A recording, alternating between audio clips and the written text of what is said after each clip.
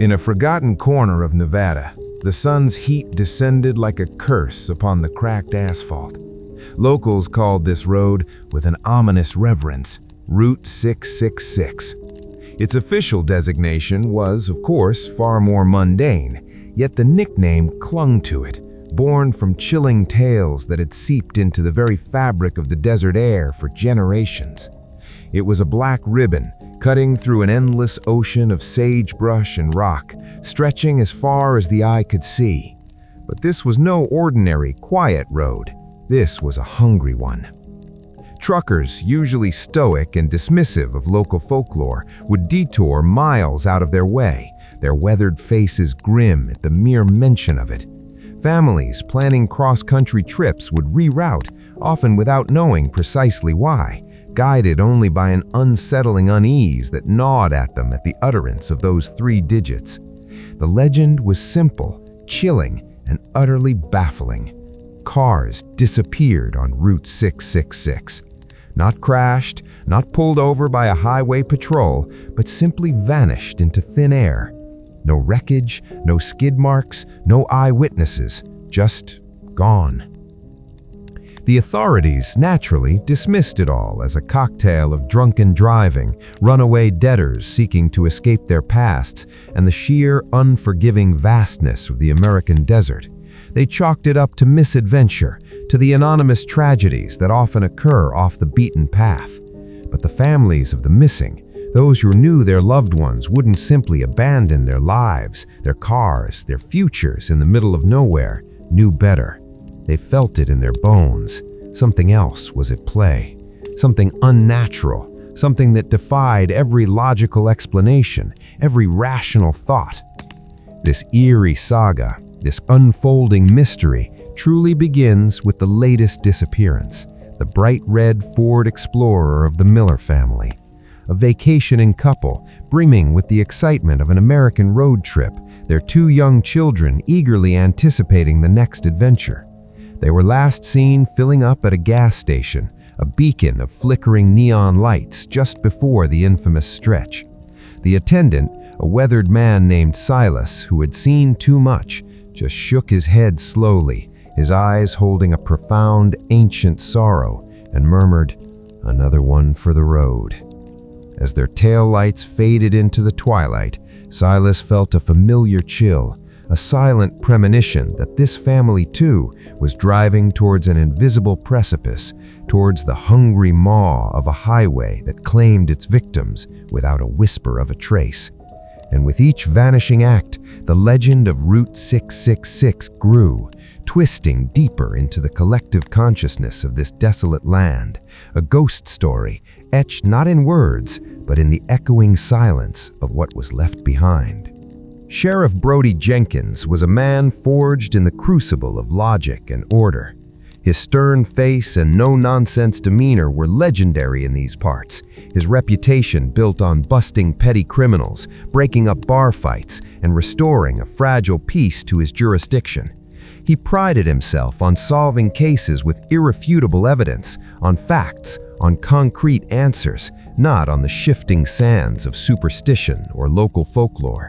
And that, precisely, was why the road that swallows cars was his personal torment, a relentless thorn in his side. Every time a new report came in, every desperate plea from a grieving family, he felt a knot tighten in his stomach, a cold dread that no amount of rationalization could dispel. He'd searched every inch of that desolate road, every ravine, every abandoned mine shaft, every hidden crevice for miles around. Nothing, ever, just an echoing, frustrating emptiness. "It defies all logic, Deputy," he'd grumble, running a hand through his thinning hair, the lines on his face deepening with exhaustion. He spoke to Maria Rodriguez, his fresh-faced, astute deputy, as they reviewed the Miller family case file, the bright family photo a stark contrast to the grim reality.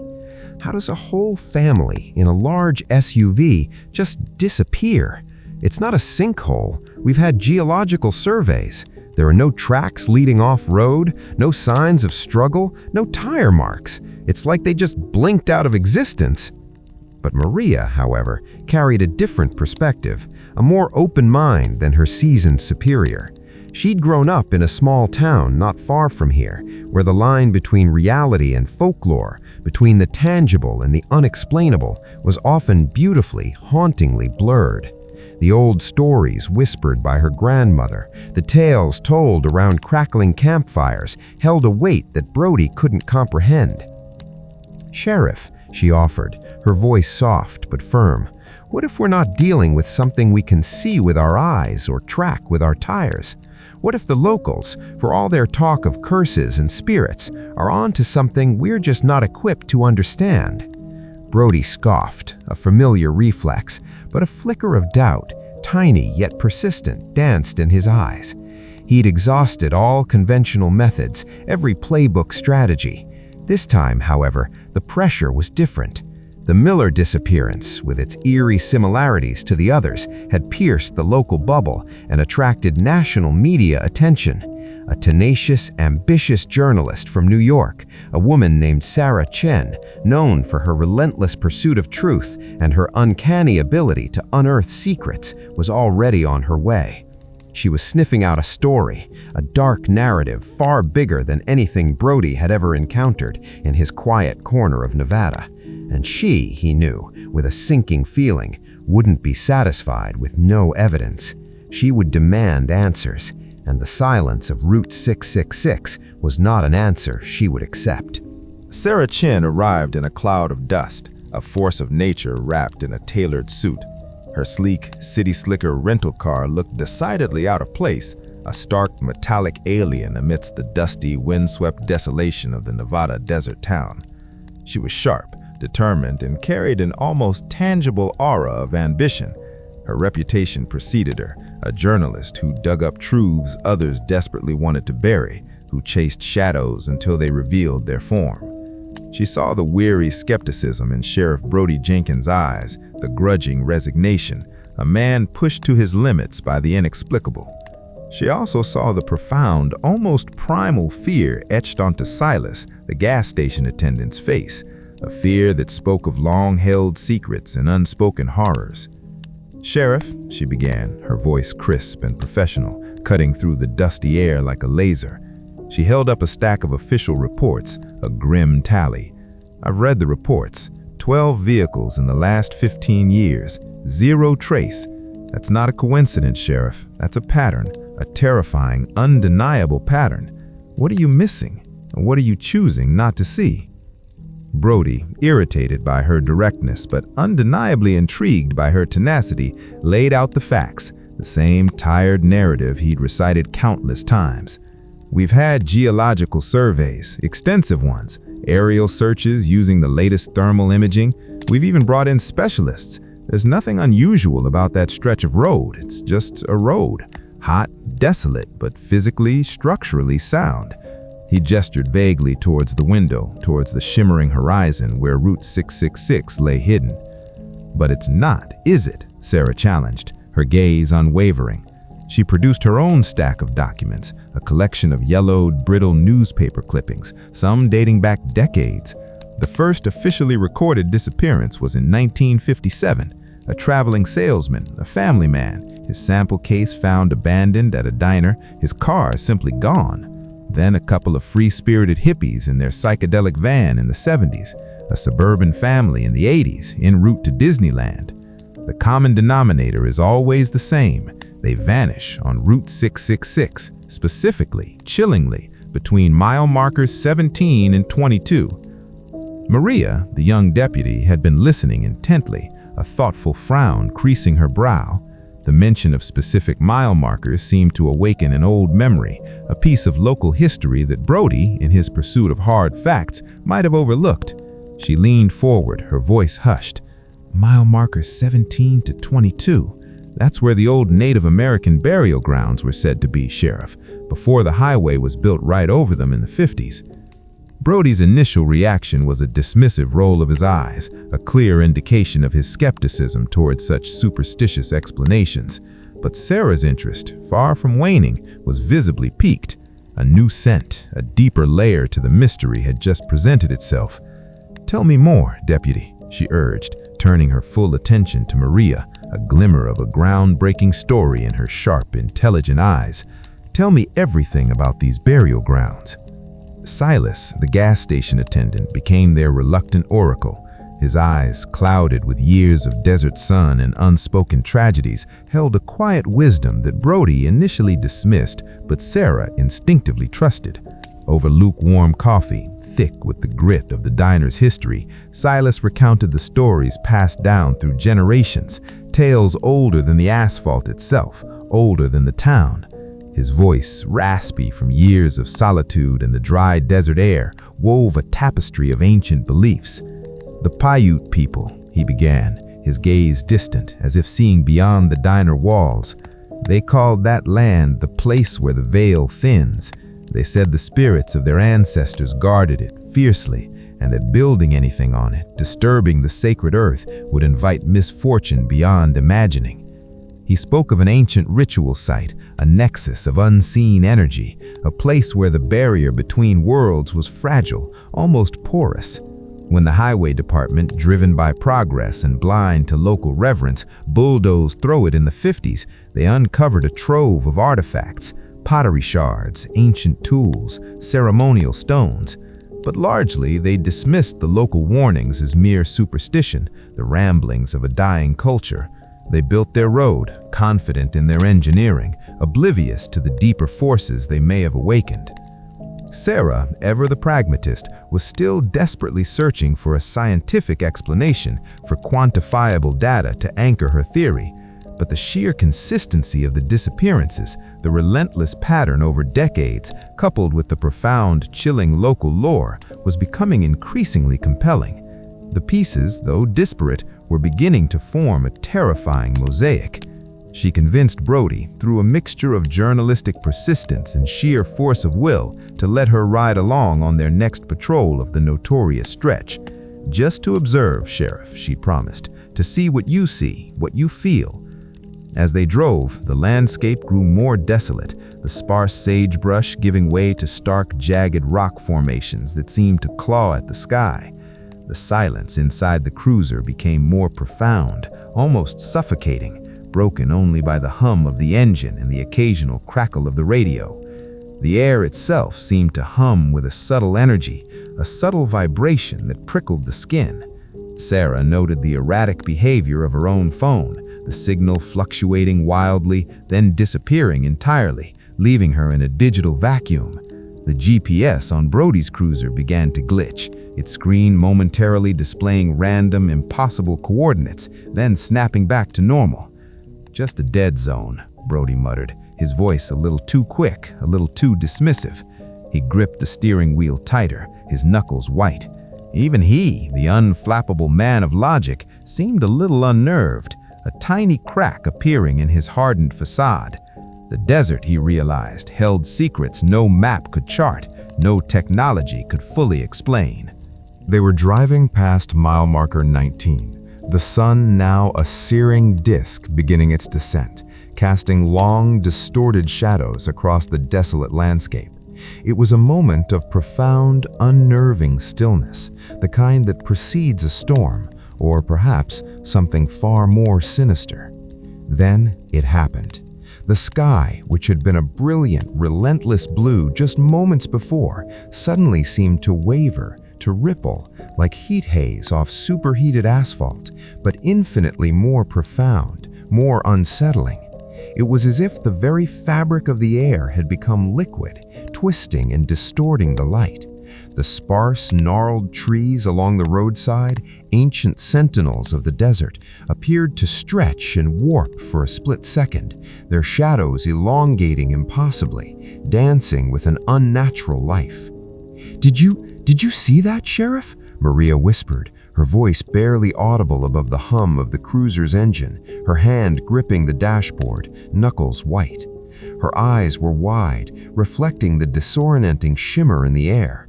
Brody slammed on the brakes, the sudden jolt throwing them forward against their seatbelts. His gaze was fixed on the road ahead. It seemed wrong. It was still asphalt, still cutting through the endless desert, but the texture was subtly altered, the light playing tricks that defied all understanding. It was as if a piece of the world, a fragile layer of reality, had been momentarily peeled back, revealing something beneath, something alien and unsettling. The very lines of perspective seemed to shift, the horizon momentarily losing its certainty. Sarah, despite the raw terror that threatened to grip her, reacted with the instinct of a seasoned journalist. She pulled out her camera, her hands surprisingly steady, snapping photos frantically, the rapid clicks echoing in the sudden silence. "It's like a temporal distortion," she theorized, her voice a little breathy, a thrill of terrifying discovery mingled with a primal fear. Or a localized electromagnetic anomaly. Something is profoundly interfering with our perception of reality, distorting the very physical laws of this place. A shiver, cold and bone-deep, ran down her spine, defying the desert heat. As quickly as it appeared, the distortion vanished. The sky snapped back to its harsh, uncompromising blue. The road ahead was normal again, the asphalt solid and unwavering. The trees stood still, their shadows fixed. Brody checked his instruments, his hands trembling slightly. Everything was functioning perfectly, all gauges reading normal, as if the last terrifying minute had been a collective hallucination. He ran a hand through his hair, his face pale beneath his tan. "I need a drink," he muttered, not to anyone in particular, but to the vast, indifferent desert that held its secrets so tightly and had just given them a terrifying glimpse behind the veil. Back in the small, dusty town, the diner's weak fluorescent lights seemed almost comforting after the disorienting encounter on Route 666. Sarah, fueled by adrenaline and an unshakable journalistic drive, burrowed deep into the town's sparse library, its shelves laden with more dust than books. She devoured archived reports, brittle newspaper microfiches, and historical maps, her mind racing to connect the seemingly disparate threads.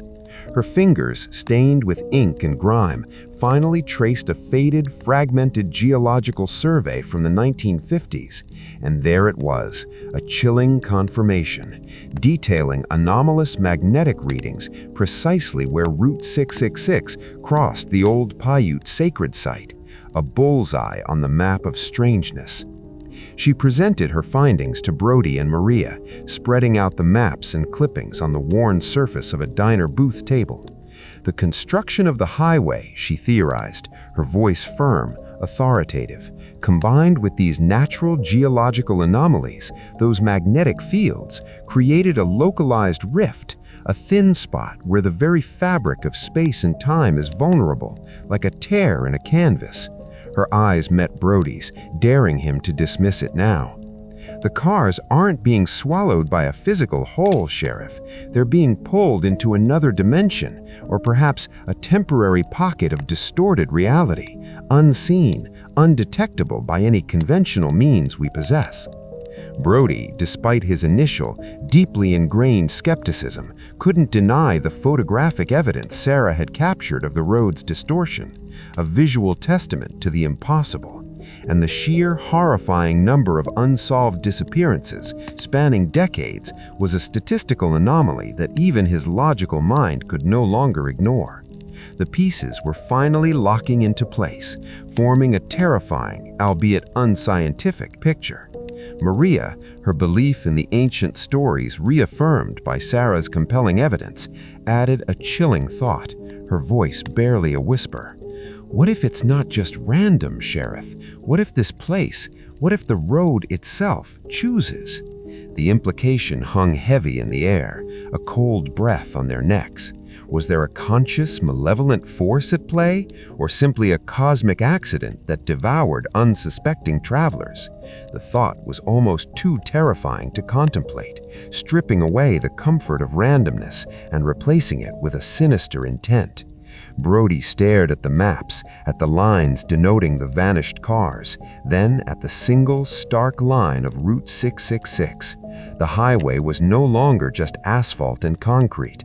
It was a mystery, a doorway, a silent, unblinking eye in the heart of the Nevada desert. To prove her theory, to yank the truth from the grasp of the unexplainable, Sarah Chen proposed a plan that most would deem reckless, bordering on suicidal. She would drive the infamous stretch herself. It was a journalistic gamble of the highest order, a terrifying plunge into the unknown. She would go not just with her camera, but equipped with every piece of monitoring equipment she could scrounge together. Electromagnetic field detectors that looked like they belonged in a sci-fi movie. Multiple cameras trained on the road, on her face, on the instruments, and a constant satellite uplink, a desperate lifeline to the outside world, if it held. Brody, his face etched with grim determination and profound apprehension, found himself agreeing against every ounce of his ingrained caution.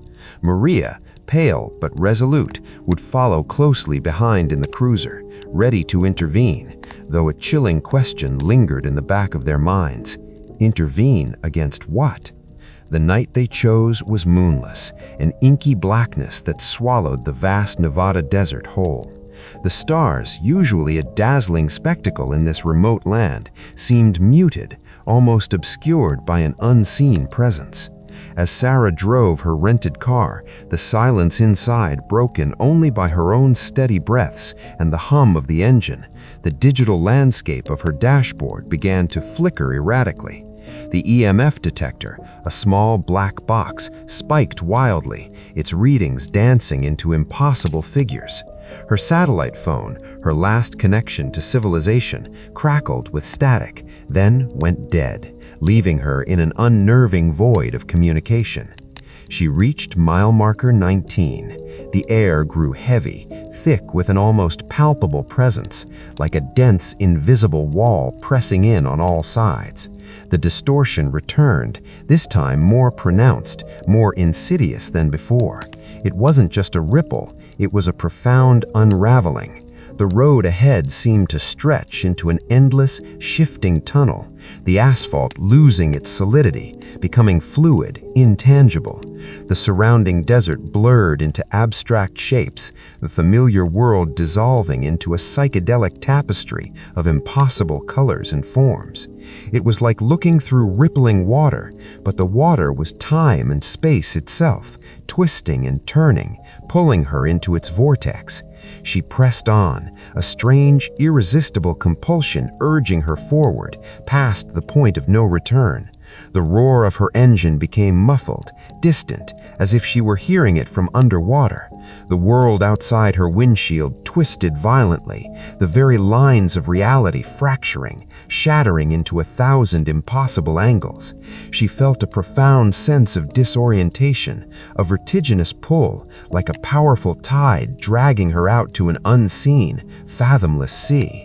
It was no longer just an anomaly, it was a living, breathing entity reaching out, and Sarah Chen, the intrepid journalist, was now squarely in its grasp, venturing to the very edge of what it meant to exist.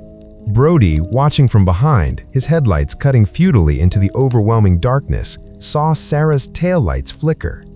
They grew impossibly bright for a split second, an ethereal beacon in the inky blackness, then dimmed, as if she were speeding away at an impossible, physics-defying velocity, even though her car was barely crawling forward. Then, with a sudden, sickening lurch that shook his own cruiser to its core, a jolt that felt both external and internal, her car simply wasn't there. One moment, a red speck in the profound darkness of the desert night, a final, defiant ember against the vast unknown. The next, absolutely nothing. The space where she had been was empty, filled only by the same vast, indifferent void that surrounded them. Brody slammed the brakes, the tires squealing against the asphalt, his heart pounding a frantic rhythm against his ribs. "Sarah!" he roared into his radio, his voice raw with disbelief and terror. Only static answered, a mocking hiss that amplified the chilling silence. Maria, her face pale and trembling, her eyes wide with a horror that defied words, pointed a shaking finger at the empty road ahead. Where Sarah's car had been, where her desperate journey into the unknown had just ended, there was nothing. Just the dark, empty asphalt, stretching out under a sky that seemed to hold its breath. They searched for hours, their headlights carving desperate, futile arcs through the impenetrable night. They meticulously covered every inch of that cursed stretch, venturing into the surrounding ravines, scanning the horizon for any sign, any wreckage, any trace. But the desert offered up only its vast, terrifying emptiness. They found no broken glass, no metal fragments, no skid marks, just the same baffling, infuriating void that had plagued this road for decades. The road that swallows cars without a trace had claimed another. Sarah Chen, the tenacious journalist who dared to seek the ultimate truth, had become part of the legend, a ghost added to the highway's grim tally. The silence of the desert seemed to mock their efforts, guarding its ancient, hungry secret with an impenetrable veil. In the stark, echoing aftermath of Sarah Chen's vanishing, the disappearances on Route 666 ceased to be a local legend. They exploded into a national sensation. Sarah's final, garbled satellite transmission, containing only static and her frantic, desperate whispers about the veil and the pull, was salvaged and broadcast endlessly, a chilling testament to her final moments. The media, once largely skeptical, now flocked to the site, their cameras flashing, their anchors delivering solemn reports from the edge of the notorious stretch. Yet for all their bravado, no one dared to drive the infamous section of the road, preferring to report from a safe, albeit respectful, distance. The warnings, once dismissed, now hung heavy in the air, undeniable. Brody Jenkins, the gruff, logical sheriff, never truly recovered from Sarah's disappearance. The weight of the unsolved mysteries, of the faces of the missing families, of Sarah's last, courageous act pressed down on him, aging him beyond his years. He retired early, a haunted man, carrying the burden of questions that had no answers, of a truth that defied all reason. He had seen the impossible, and it had irrevocably changed him. Maria, however, the young deputy who had grown up listening to the whispers of the desert, took up the mantle. She found a new purpose, a quiet resolve to understand what Brody had simply survived. She continued to research, to delve into obscure texts, to connect with the grieving families of the missing, offering not false hope, but a sympathetic ear and an unwavering commitment to their lost loved ones. She listened intently to the whispers of the wind, to the ancient echoes of the land, searching for patterns, for clues that the logical world had dismissed. The official explanation for the vanishings remained, unsatisfactorily, unexplained disappearances. The government closed the case files, filed them away as unsolvable anomalies. But for those who knew, for those who had seen the distortion with their own eyes or felt the unseen, terrifying pull of the highway, Route 666 was more than just a road. It was a doorway, a thin place where reality bled into something else, a hungry maw in the heart of the desert that claimed its victims without a whisper of a trace. And the memory of Sarah Chen, the journalist who dared to look too closely, became a permanent fixture in the legend, a cautionary tale for anyone who ventured too near the veil. In the stark, echoing aftermath of Sarah Chen's vanishing, the disappearances on Route 666 ceased to be a local legend. They exploded into a national sensation. Sarah's final, garbled satellite transmission, containing only static and her frantic, desperate whispers about the veil and the pull, was salvaged and broadcast endlessly, a chilling testament to her final moments. The media, once largely skeptical, now flocked to the site, their cameras flashing, their anchors delivering solemn reports from the edge of the notorious stretch. Yet for all their bravado, no one dared to drive the infamous section of the road, preferring to report from a safe, albeit respectful, distance. The warnings, once dismissed, now hung heavy in the air, undeniable. Brody Jenkins, the gruff, logical sheriff, never truly recovered from Sarah's disappearance. The weight of the unsolved mysteries, of the faces of the missing families, of Sarah's last, courageous act pressed down on him, aging him beyond his years. He retired early, a haunted man, carrying the burden of questions that had no answers, of a truth that defied all reason. He had seen the impossible, and it had irrevocably changed him. Maria, however, the young deputy who had grown up listening to the whispers of the desert, took up the mantle. She found a new purpose, a quiet resolve to understand what Brody had simply survived. She continued to research, to delve into obscure texts, to connect with the grieving families of the missing, offering not false hope, but a sympathetic ear and an unwavering commitment to their lost loved ones. She listened intently to the whispers of the wind, to the ancient echoes of the land, searching for patterns, for clues that the logical world had dismissed. The official explanation for the vanishings remained unsatisfactorily unexplained disappearances. The government closed the case files, filed them away as unsolvable anomalies. But for those who knew, for those who had seen the distortion with their own eyes or felt the unseen, terrifying pull of the highway, Route 666 was more than just a road. It was a doorway, a thin place where reality bled into something else, a hungry maw in the heart of the desert that claimed its victims without a whisper of a trace. And the memory of Sarah Chen, the journalist who dared to look too closely, became a permanent fixture in the legend, a cautionary tale for anyone who ventured too near the veil. Years blurred into decades. Route 666, the highway of chilling legend, was eventually decommissioned, its official number changed to a more innocuous designation. This was a deliberate attempt to deter curious thrill seekers, to discourage morbid tourists, and to offer a semblance of peace to the mournful relatives who might otherwise be drawn to its dark allure. But the road itself, the cracked asphalt ribbon, remained, a silent, brooding presence in the vast, indifferent Nevada landscape, a scar on the earth that refused to heal. Occasionally, a traveler, lost or perhaps driven by a perverse, subconscious curiosity, would stumble upon the old, faded signs marking its desolate beginning. Some would feel an inexplicable dread, a chill that had nothing to do with the biting desert night, a primal instinct warning them away.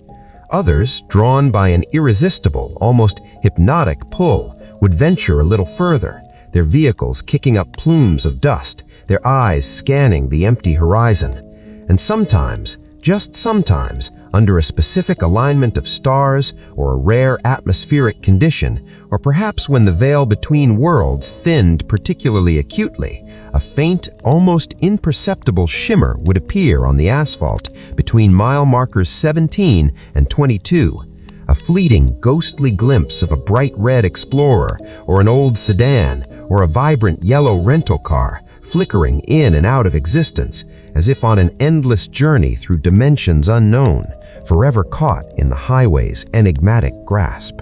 It encourages us to look beyond the obvious, to listen to the whispers of forgotten histories, and to respect the ancient wisdom that often holds truths science is yet to uncover. For in the vast, silent beauty of the American desert, on that infamous stretch of asphalt, the Miller family, the traveling salesman, the hippies, and Sarah Chen continue their silent, unseen journeys. Forever lost to our world, perhaps, but forever embarking on an unending odyssey within the hungry, mysterious embrace of Route 666. Dear viewer, this story of America's vanished highway is not just a mysterious tale. It is a reflection of unseen forces that exist beyond our familiar world. It is a place where science and folklore intertwine, where reality loses its boundaries. This narrative reminds us that there are some mysteries on Earth that are difficult to comprehend with logic or explanation. The vanishing mystery of Route 666 teaches us how profound and unknown the world around us can be. This is not merely a story about disappearing cars. It is a tale of human curiosity, fear, and the relentless endeavor to uncover the unknown. This story will hopefully encourage you to ponder the hidden mysteries that exist in your own surroundings. For in this vast universe, there is much that we still do not understand and perhaps never fully will. And within this lack of understanding lies nature's greatest wonders and profoundest secrets.